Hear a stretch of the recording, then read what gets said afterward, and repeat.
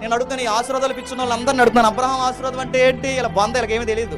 Abraham ఆశీర్వాదం అంటే car ఇస్తాడని, ఇల్లు ఇస్తాడని, బండి ఇస్తాడని, బండి ఇస్తాడని, పొలం ఇస్తాడని, అప్పులు. ఇది కాదు అబ్రహాం ఆశీర్వాదం. అబ్రహాం ఆశీర్వాదం అది కాదు. అబ్రహాం ఆశీర్వాదం అంటే తెలుసా? నీకు సంతానాన్ని ఇస్తానడమే అబ్రహాం ఆశీర్వాదము.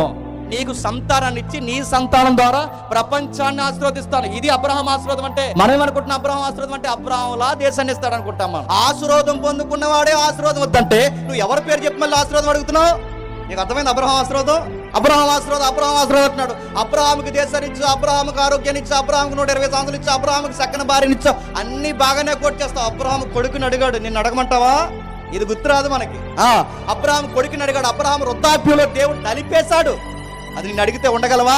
మనకు అన్ని ఇన్కమింగ్ వచనాలే కావాలి తప్ప దేవుడికి ఇచ్చి అవుట్ గోయింగ్ వచనాలు మనకు గుర్తురావు. చూసారా, అబ్రహాంని అడిగినోడు నిన్నెందుకు అడగడు? అబ్రహాంని పరీక్షించిన వాడు నిన్నెందుకు పరీక్షించడు?